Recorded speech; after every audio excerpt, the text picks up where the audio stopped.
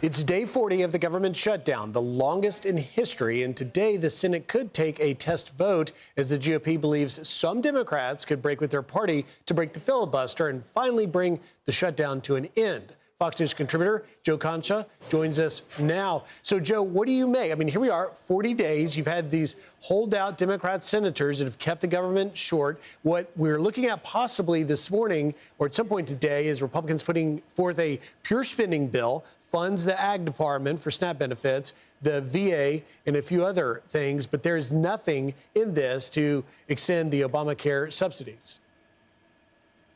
And therefore, Griff, as you just laid out, the Democrats will probably reject it again. And look, we're getting to a very dangerous aspect of this government shutdown. For the first few weeks, this was something almost all Americans, they didn't even feel or they really didn't even care about. But now we're seeing travel being impacted in a big way. And our friend Larry Kudlow has been saying recently, we are one plane crash away from this being something that many Americans, all Americans, are going to be apocalyptic about, as far as Democrats not simply voting to open the government as Republicans have 14 times with a CR. And now progressives have to understand here that they don't have any leverage. Elections have consequences. If they want to negotiate on Obamacare, which has only resulted, by the way, in premiums and health care costs skyrocketing since it went into law, 15 years ago, then they should open the government first, negotiate later, because this could end up being a deadly government shutdown in Thanksgiving travel coming up soon, and we simply do not have enough air traffic controllers on the job right now to handle all those planes in the skies.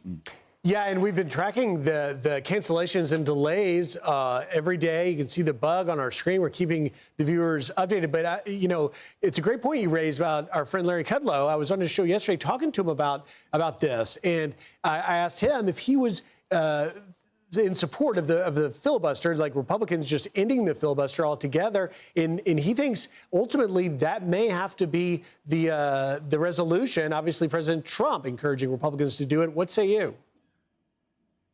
I'm with the 15 Senate Republicans who say, do not do this, Mr. President. Ending the filibuster, yes, it will solve this problem now. But what that's going to lead to, if Democrats get back into power, Griff, you will see D.C. and Puerto Rico becoming states. That means four Democrat senators being added to that chamber, probably giving them a permanent majority for our lifetime. When you add four just out of nowhere, they'll expand the Supreme Court, where it'll look more like a basketball roster than anything else, where you're going to have all these justices from the left. It's something that, if you open up the Pandora's box, it will be weaponized in a way that opening the government's a good thing. Democrats will use it for things that give them permanent power, and that's something that you just do not want to do. It's there for a reason. It's a check and balance to government radically changing on certain policies and certain structures. We'll put it that way. That is certainly the fear, and President Trump has said Democrats are going to do it anyway, so we might as well break it. But speaking of the commander-in-chief, he will head to the Washington Commanders-Detroit Lions game later today. Well, they'll be saluting heroes for Veterans Day. I'm not sure if my Commanders could actually have any hope of beating the Lions right now. They're so injury-plagued, but perhaps having the commander-in-chief will help them. But there's a little bit of interesting reporting because ESPN has suggested that President Trump might want the new Commanders Stadium named after him. What do you think?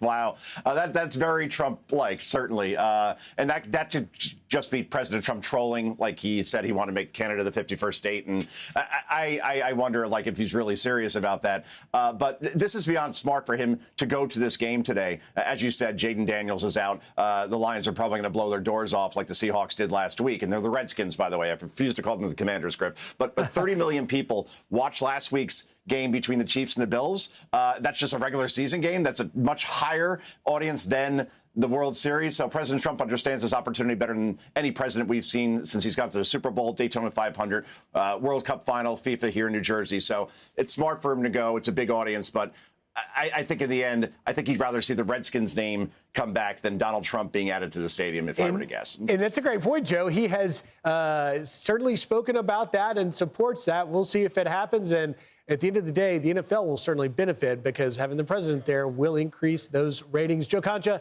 thank you very much. Have a great Sunday. Thanks, Griff. All right.